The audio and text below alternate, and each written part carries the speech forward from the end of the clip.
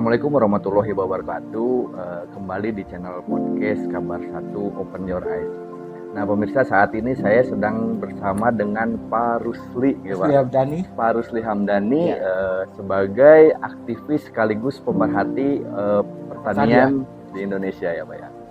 Dan juga tadi sebagai apa Pak? Sebagai Wakil Ketua Masyarakat Kakao Indonesia. Masyarakat Kakao Indonesia. Nah ini sekarang kita akan sedikit bincang-bincang terkait pertanian nih Pak. Boleh. Ya, ini soalnya sangat menarik sekali karena kan pertanian itu sebetulnya sebagai dasar ya Pak ya, pertumbuhan ekonomi juga ya di Indonesia ini. Nah, untuk pertama Pak, terkait pertanian di Indonesia ini gambaran sampean itu seperti apa sih Pak? Nah, sebetulnya itu begini Pak. Mungkin saya memperkenalkan diri kenapa saya itu punya greget di pertanian. Satu, negara kita ini, Indonesia ini secara strategis posisinya itu memang posisi yang paling menguntungkan di sektor pertanian. Pertanian itu mulai dari A sampai Z itu kita punya potensinya. Itu yang paling penting. Yang pertama itu bahwa kita itu harus bersyukur bahwa bumi yang ada di Indonesia ini dikaruniai kondisi yang sangat menguntungkan dengan harta kekayaan yang melimpah. Itu dulu. Dan yang jadi masalah utama di pertanian kita saat ini itu nggak cuma satu faktor, banyak sekali. Banyak sekali. Tapi muara yang paling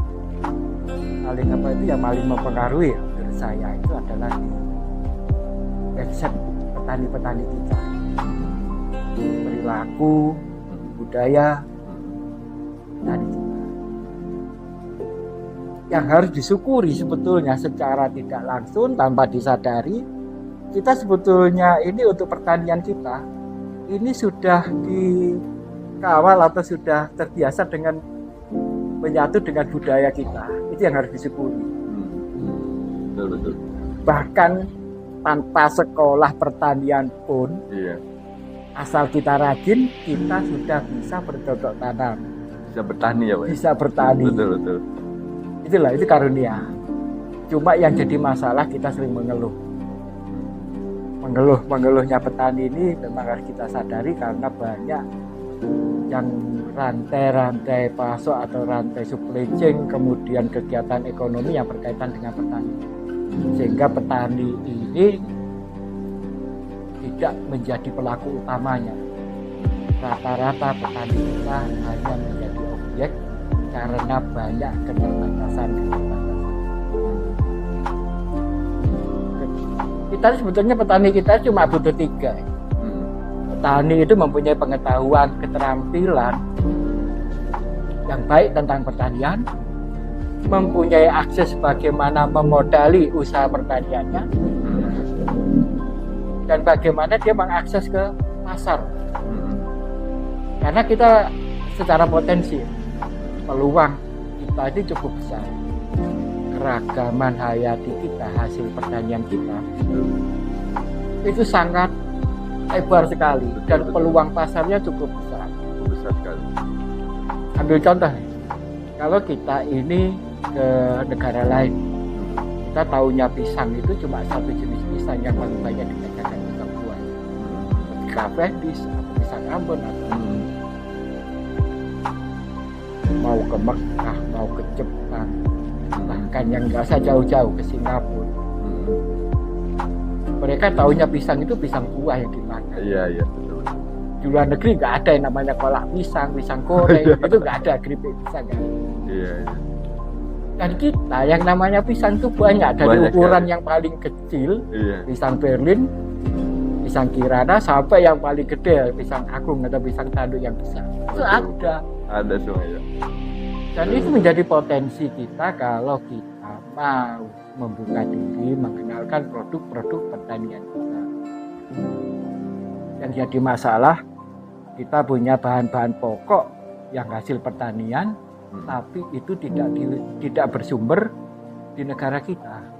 Contoh, kita ini punya budaya makan tahu tempe. Tapi kedelainya kita bergantung dari impor. Kalau petani-petani saya tanam kedelai, harga kedelainya tidak bisa bersaing dengan harga kedelai itu.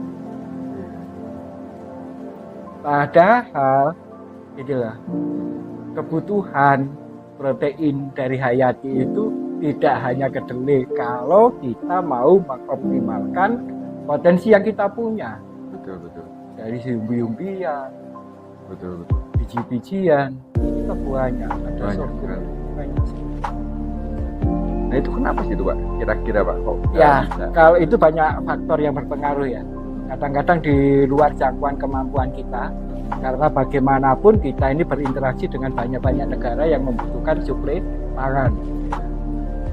Dan masing-masing karena kemampuan perekonomian yang kuat ini mempengaruhi negara yang lagi berkembang seperti kita. Kedelai kita juga dari Amerika paling besar. Mau nggak mau juga ada singgungan politik, geopolitik kadang-kadang gitu. Nah berangkat dari situ sih kita ingin mencoba membangkitkan gairah petani. Masalah terbesar kita, pertanian kita sekarang ini apa? Generasi Pak, generasi petani muda kita itu enggak. Iya betul. Minim sekali ya. Iya, mereka daripada jadi petani lebih baik jadi karyawan bekerja, Betul. jadi kasir, jadi pegawai atau jadi karyawan di supermarket, di minimarket, ke industri. Iya, betul sekali. Sekarang tanggung jawab siapa nih untuk mengembangkan pertanian? Tanggung jawab kita bersama. Ayo bersama-sama bangun pertanian. Dengan cara bagaimana kita bangun pertanian ini? Ya membangun kesadaran kolektif. Basisnya dari apa? Socio entrepreneurship. Kita membangun usaha berbasis ke keluarga, berbasis ke sosialnya. Kita nggak bisa berjalan sendiri-sendiri. Kita harus bikin paguyuban, kelompok, kelembagaan petani, koperasi petani atau sejenisnya, sehingga memang akan membangun rantai pasok kepercayaan kepada hilirnya. Sekaligus di situ bisa sharing ya Pak ya. Sharing. Banyak ilmu yang bisa Banyak didapatkan, ilmu. Pak, ya? Kemudian ada kesadaran bahwa gini Pak, kalau pertanian sebetulnya kita nggak bergantung kepada ilmu tertentu. Karena apa? Masing-masing wilayah punya potensi, punya karakteristik, punya local wisdom yang mempengaruhi karakter itu. Dan sekarang ini memang di era modern seperti ini, produk-produk pertanian yang laku itu yang kembali ke alam, back to the nature. Kemudian ada ide of the vertical, ada itu mempunyai nilai yang lebih premium. Dan kita harus sadar kekayaan ragam hayati di Indonesia itu mempunyai karakteristik identitas geografiknya. Contoh seperti Mete Muna itu punya identitas geografisnya. Kenapa dinamakan Java Cafe? Karena kopinya dari Jawa. Kalau ngambil kopi dari negara lain bukan ketemu Java Cafe. Punya karakteristik geografis. Ini yang harus kita syukuri. Yang namanya kopi Arabica itu ada sikarang utang, ada sumber asli, klon-klonnya. Tapi begitu ditanam di multilokasi, ditanam di Sulawesi Selatan jadi kopi Toraja,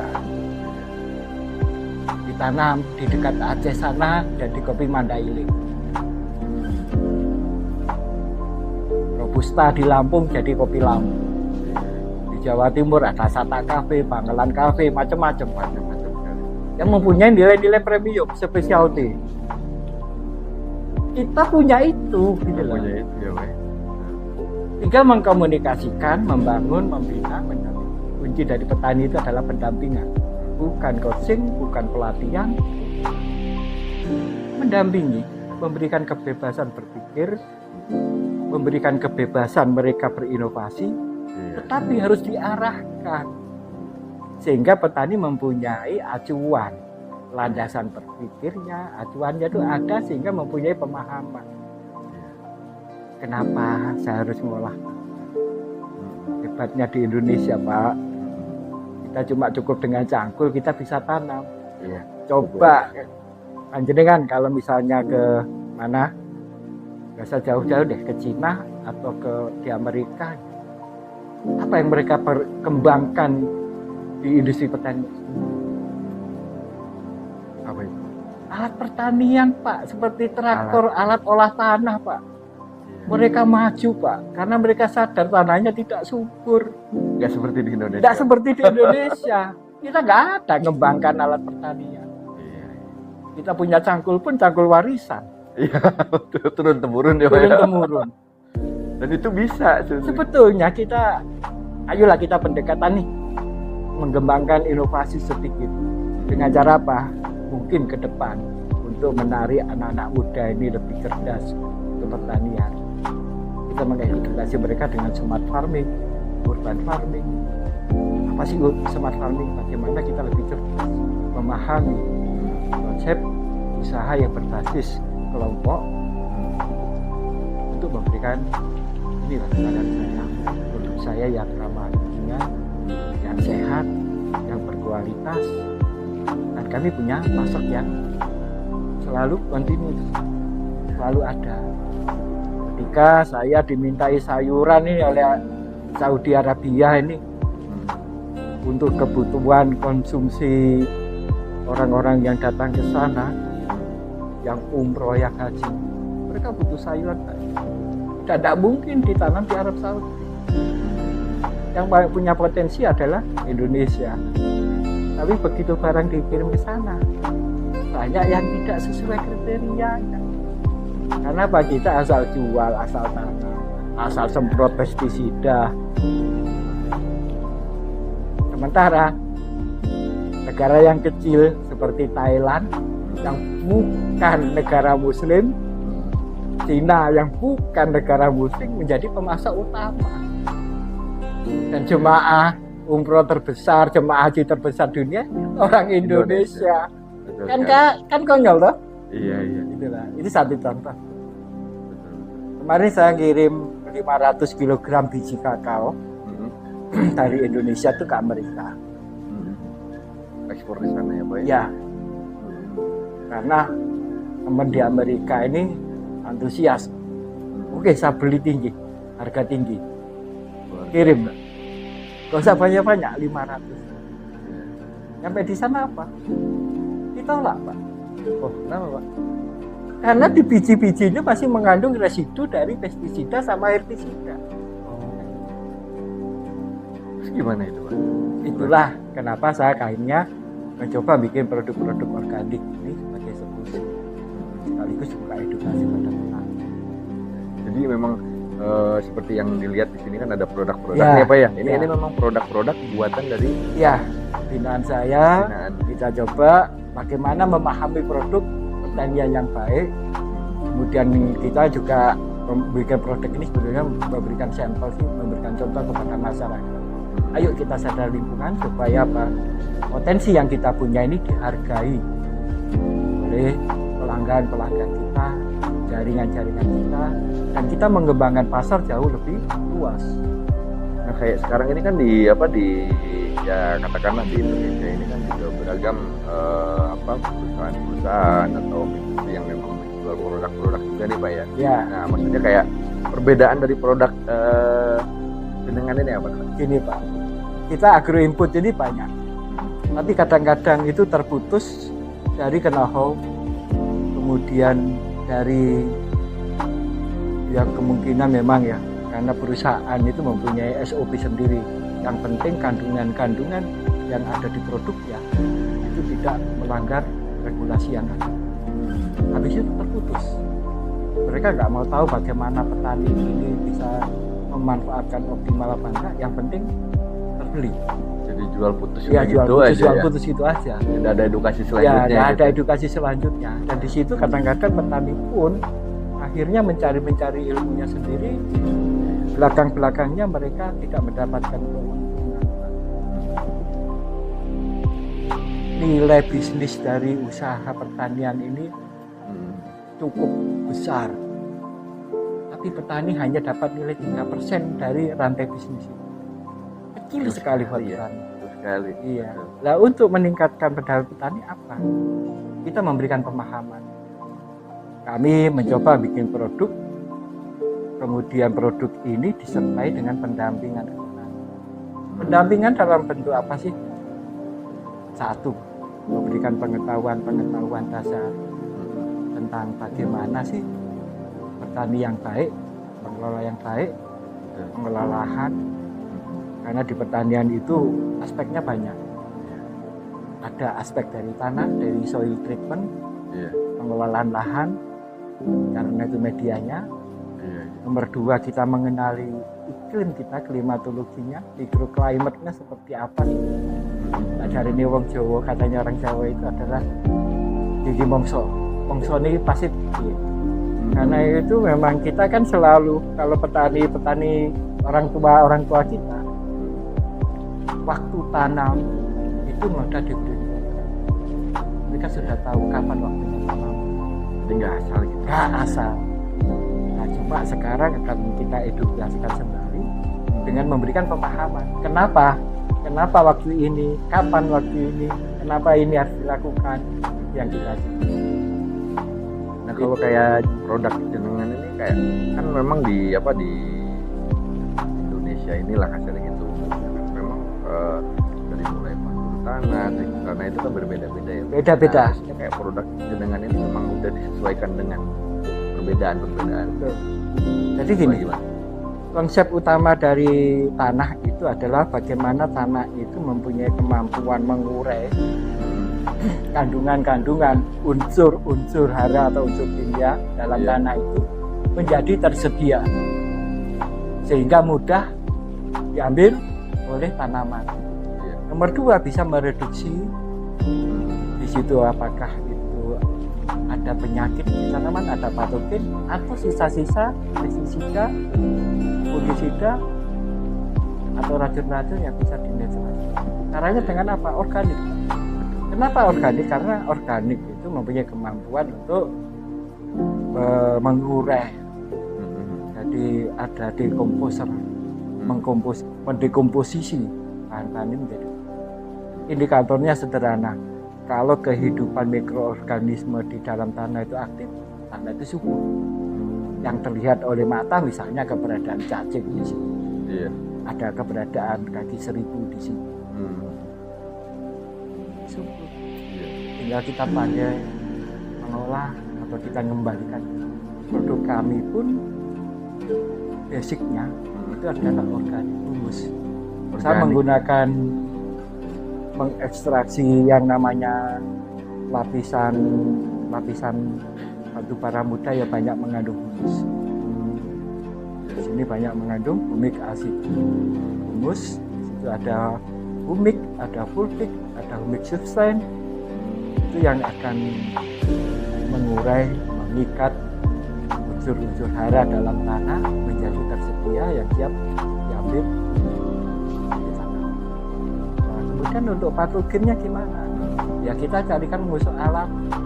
Kami mempunyai trichoderma untuk melindungi tanaman dari penyakit-penyakit mengganggu seperti jamur akar, ada ganoderma, ada fusarium, polytotrichum dan lain sebagainya. Nah, kayak yang tani di kita ini kan banyak juga yang memang menggunakan kimia kan gitu. Nah, ketika dari kimia itu terus beralih ke organik itu maksudnya berpengaruh apakah ada efeknya gitu gimana? Ini Mas, selain daripada perkembangan yang bagus dan katanya. Ini Mas, kita ini sering salah paham dengan yang namanya konsep organik sama anorganik. Bagaimanapun juga unsur-unsur hara yang diambil dari dalam tanah itu selalu dalam bentuk ion, artinya dalam bentuk anorganik. Fungsi organik di dalam tanah itu hanya mengurai supaya apa? Ada keseimbangan di dalam tanah. Karena di dalam tanaman ini, yang disebut tanaman itu nggak hanya unsur hara, tapi ada zat pengatur tumbuh, ada hormonal di situ. Dan itu hanya bisa disediakan oleh alam. Dari apa? Sistem sekresi dari mikroorganisme yang ada. Dan zat pengatur tumbuh yang penting di dalam tanaman untuk pertumbuhan akar, batang, dan daun. Itu ada auksin, ada sitokin, ada gibberellic acid. Auksin contohnya. Auksin ini nggak bisa Pak dibikin secara industrial diasumsi. Mereka tersedia di alam. Memang ada yang sintetik seperti 2,4-D, tapi kecil Pak. Yang paling banyak itu apa di dalam? Banyak. Kalau auksin itu kalau kita cerita auksin zat pengatur tumbuh di dalam tanah yang paling banyak terserap tanaman untuk pembelahan sel, kemudian untuk penumbuhan apikal, itu ada naftalin asetik acid, indol butyric acid, dan itu disediakan oleh apa? Misalnya pupuk kandang. Kenapa pupuk kandang? Karena sapi atau kambing itu selalu makan hijau-hijauan. Iya, betul. Yang jadi masalah di ujung-ujung hijauan yang dimakan itu selalu terkandung zat pengatur tumbuh yang namanya auksin. Auksin ini tidak akan bisa diurus dalam perut, tapi dikeluarkan kembali dalam bentuk kotoran, terikut di kotoran. Itu kalau kita fermentasi dengan baik kotoran itu, kita kembalikan lagi ke tanaman itu, ini menjadi siklus kehidupan, keseimbangan ekosistem yang baik. Luar biasa sekali. Jadi ingat Mas ya, kalau misalnya organik tidak menyediakan makanan buat tanaman, artinya walaupun ada organik ini, makanan pokoknya NPK itu tetap harus sesuai, harus ada. Luar biasa sekali. Nah sekarang kalau boleh tahu Pak, ada berapa binaan? Saya membina petani berbasis kelompok ya. Kelembagaan itu mulai tahun 2009 sampai sekarang. Yang paling besar itu namanya itu kelembagaan yang kami bina itu awalnya itu adalah Lembaga Ekonomi Masyarakat Sejahtera. Kita mulai itu dari Sulawesi Tenggara di Kabupaten Kolaka, sekarang Kolaka Timur, dan sekarang berkembang menjadi 300 lebih desa di seluruh Indonesia. Ya itu basisnya itu satu desa satu kelembagaan. Satu desa satu kelembagaan. Ya, jadi di situ kita mengembangkan semua usaha kegiatan produktif petani itu berbasis potensi di desanya masing-masing.